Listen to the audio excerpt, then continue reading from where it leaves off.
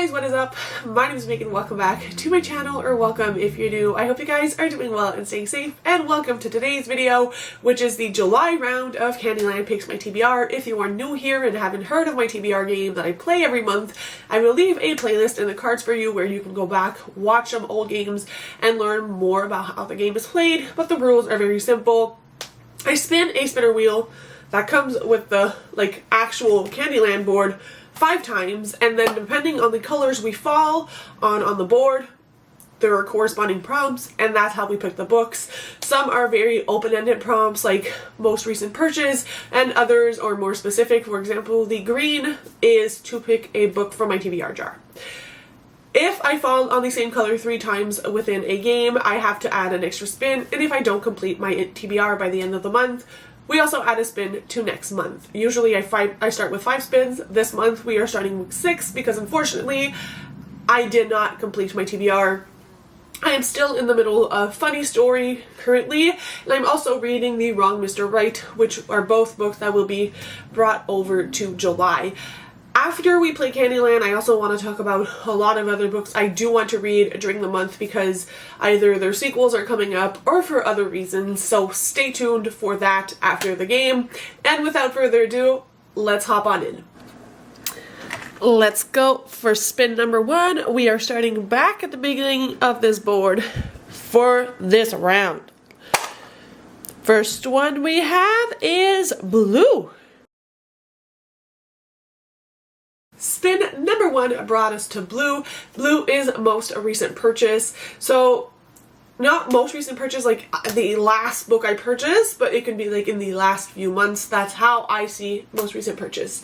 For that, I'm going with a romance book, and we are going with Homeroom Proposal. This is the first book in a series of romance books. I'm guessing they're all companions.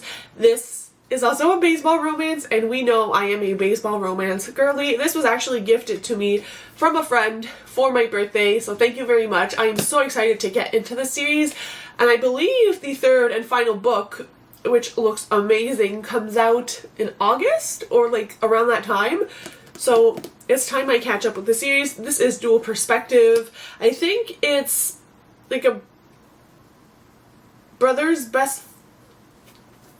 No, I'm lying.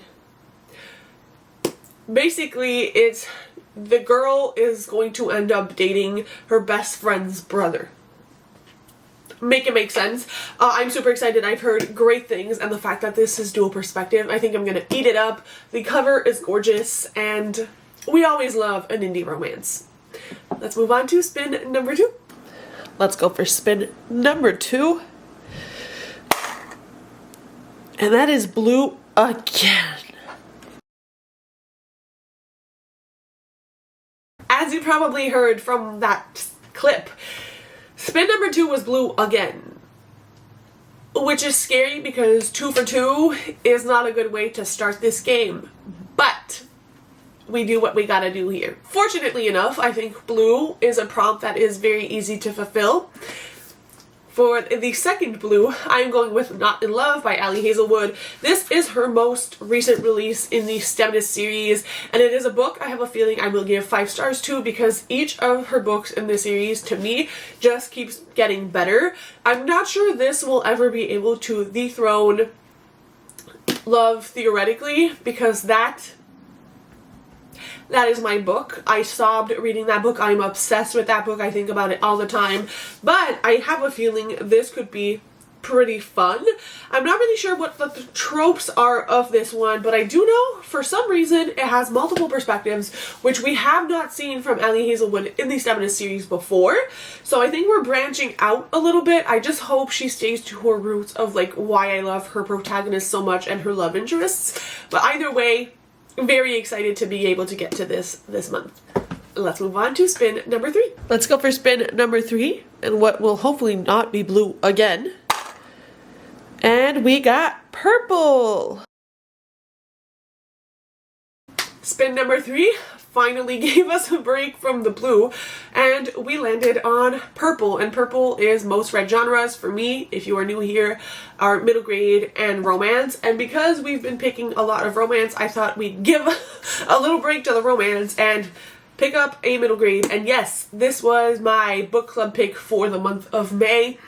If you have been following me on YouTube, I kind of had a falling out with BookTube. I am back and better than ever, but I do need to catch up on my book club picks so that I can put reviews out, because if not, why do I have a book club?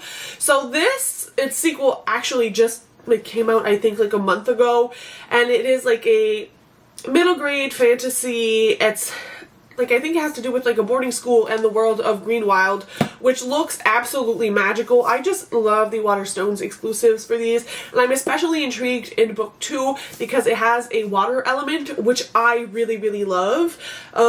So yes, I need to get to this. I do have the audio, so the plan is to tandem read this one and get a review out as quickly as possible because I'm already like 2 months behind.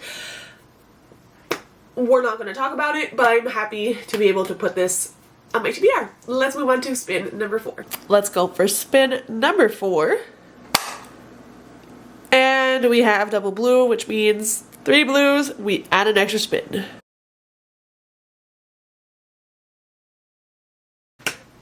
Spin number 4 brought us to, you guessed it, another blue, this time double blue. And so we add an extra spin. We are now up to 7, and hopefully it stays that way because I already have grand plans for the month. I decided to go with Just for the Summer by Abby Jimenez for this. Technically, I have the hardcover book somewhere, but I don't know where it went. So here's a picture. It is a romance novel that came out, I believe, in April. I think. Was it April? Was it May? Was it June? The time is just together. But I know this book is about 2 people who like have this curse where everybody they date ends up like breaking up with them and then getting married and having like their happily ever after. And so they somehow join together and they're like, we'll date for the summer and then we can break up and find our true love. We'll break the curse. But they end up falling in love with each other. Yes, ma'am. Yes, please. Thank you. Extremely excited for this one. I heard extremely great things about Abby Jimenez. I haven't read one of her books since The Friend Zone, which was her first book. So we'll see what I think about it. Moving on to spin number 5. On to spin number 5. What is happening? Blue again. Number 5 just kept us going with the blue. This is not a very diverse spinning of the wheel this month, but we're bringing in all the new releases. For this one, I'm going to go with a novel love story by Ashley Poston, which is her newest release in those kind of like ghostly romances. I have not read the first 2. This one is the one that intrigues me most, though I am interested in The 7-Year Slip and The Dead Romantics. A novel love story is like my favorite synopsis because it actually has to do with like a character going into a novel and falling in love with a character, I think. And that sounds like the most iconic thing Ashley Poston can do. She can do no wrong either way. I'm obsessed with her. This one better slap. It's a 5-star prediction for me. Moving on to spin number 6. What should have been our last spin if the color blue wasn't being such a Spin number 6, and what should have been our last spin. Orange. So, we finally got another color. We got orange. Orange is before 2024. Why did that rhyme?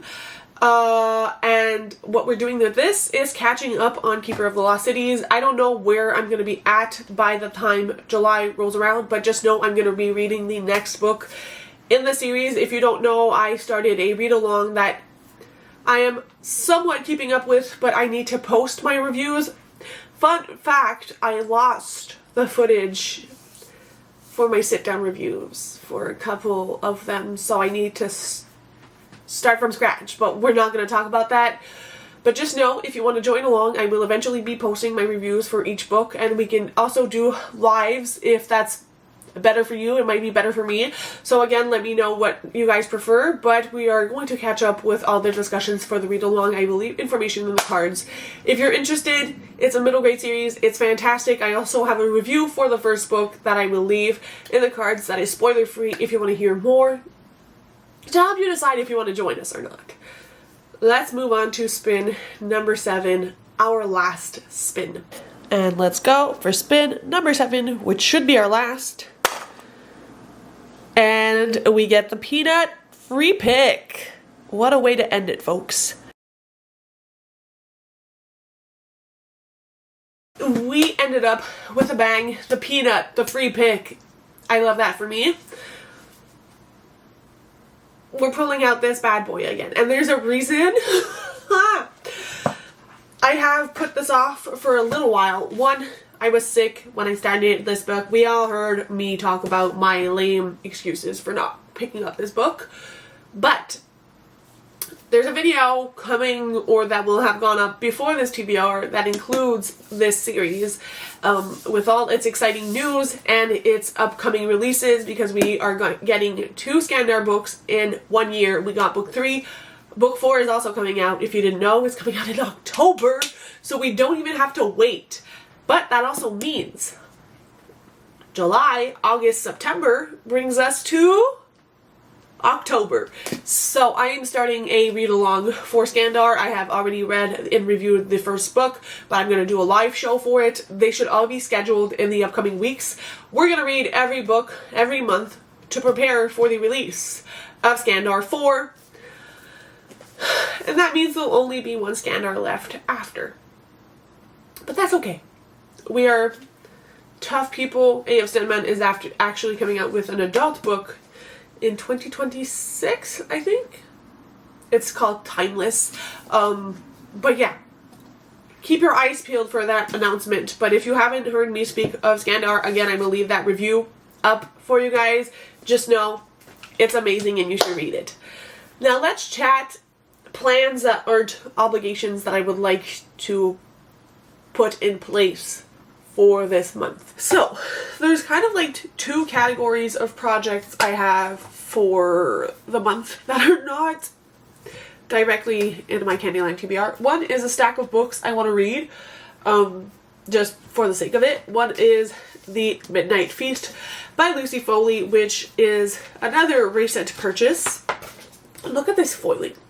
This is her most recent thriller, and as we know, I love and hate her thrillers, so I don't know how I'm going to feel about this. I also don't know the synopses. I go in blind with her books because that's the way I enjoy them best, when you don't know what's coming, and all I know is, like, you're in a manor, it's a party, you're again following a bunch of different people's perspectives, and I hope I love it. Then we have the rule book by Sarah Adams. I want to read just because I love Sarah Adams, and I'm really disappointed in myself that I have yet to pick this release from her. So we're gonna do it. I think this is dual perspective, like the cheat sheet was. Yes, it's like a companion novel to the cheat sheet, and honestly, I need that kind of love in my heart. Then we have Runaway Love by Melanie Harlow. I have read technically the 3rd book in this series. Absolutely loved it. I had read it on my Kindle and purchased myself a copy. That one is Small Town Swoon. This is the 1st book, and I want to read it now because there's a special edition with like sprayed edges and like kisses on it that is coming out on July 30th. I have pre-ordered it, but I want to know if I love it enough to own 2 copies or if I just stick with this one. Then I also have Inkheart by Cornelia Funk. This is part of These Books Will Self-Destruct in 6 Months, and it is the one I am currently in the mood to read. It is, I feel like, basically at this point, a classic middle grade book, and it is going to give me all the feels that I get when I read Pages & Co., which is now done, and we are waiting for the author's new release in September, so I thought this could cure the little hole in my heart that Pages & Co. has created. It's chunky. It's not a small commitment. It's like over 500 pages, but I think I can fly through this. And the last book on this specific stack is Burnout by Rebecca Genchak.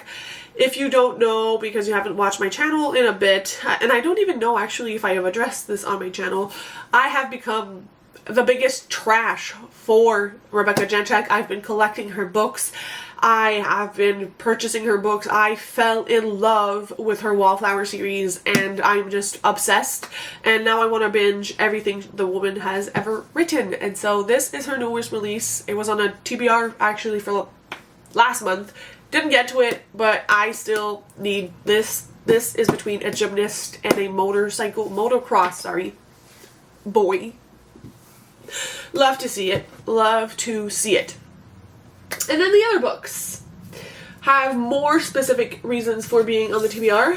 One is Assistant to the Villain. This is a reread because the next book in the series comes out on August 6th. And so I need to refresh my memory on this book. Plus, I just adored my time with this book and this world, and I cannot wait for the release. So I thought, why not freshen up my little noggin and not miss a beat?